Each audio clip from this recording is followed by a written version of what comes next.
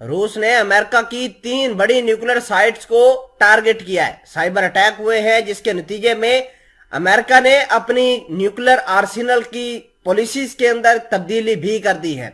आपको ये बता दें कि यूक्रेन और रशिया की जंग के बाद लगातार जो रशिया है उसके साइबर हैकर जो है वो अमेरिका के बड़े बड़े जो एटॉमिक वेपन्स हैं उनकी साइट को टारगेट कर रहे थे।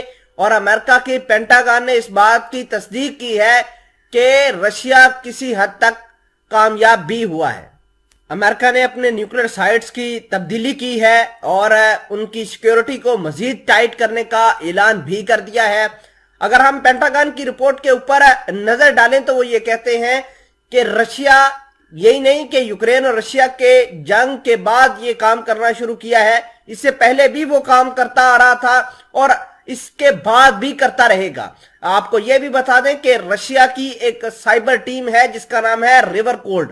ये बड़ी दुनिया के अंदर मशहूर है और रिवर कोल्ड टीम जो है वो अमेरिका की एक एक प्लान, एक एक सीक्रेट को जानती है और अमेरिका के 3 बड़े ठिकाने जो है वो रशिया के साइबर हैकर्स के निशाने पर रहे हैं और आइंदा भी रहेंगे। नाजरीन ग्रामी, इस हवाले से आप अपनी स्क्रीन पर खबर देखिए जिसके अंदर लिखा है Russian hackers reportedly target US nuclear sites after Ukraine invasion. और इस हवाले से जो रशियन हैकर्स है उसने अमेरिका के आला हुकाम को ब्लैकमेल भी करना शुरू कर दिया है। खैर, इस हवाले से कुछ अहम चीजें आपके सामने रखते हैं। छोटी सी गुजारिश है कि आप हमारा यूट्यूब चैनल हसनात टीवी को सब्सक्राइब करके पास मौजूद घंटी के निशान को दबा लें ताकि लेटेस्ट न्यूज आप तक बर वक्त पहुंचती रहे। अगर हम रिवर कोल्ड की बात करें तो ये रशिया का बहुत ही अहम एक सतून है और गवर्नमेंट ऑफिशियल इसको सपोर्ट करते हैं। अगर हम अमेरिका की बात करें तो अमेरिका कह रहा है कि ये रिवर कोल्ड जो है अमेरिका के आला हुकाम और डिफेंस रिलेटेड ऑफिशियल को ब्लैकमेल कर रहे हैं। जाहिर सी बात है, अगर उनके पास कुछ ऐसा हाथ लगा होगा तभी वो ब्लैकमेल कर रहे हैं।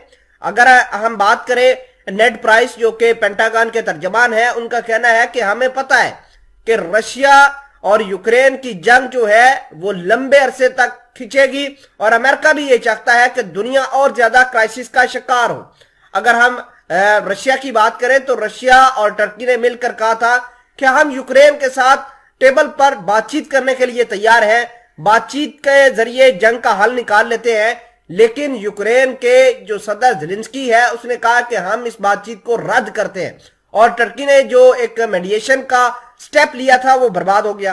अब बात यह है कि रशिया लगातार अमेरिका को, अमेरिका के दिए हुए ठिकानों को, अमेरिका के फौजियों को या उनके मिसाइलों को अटैक्स कर रहा है।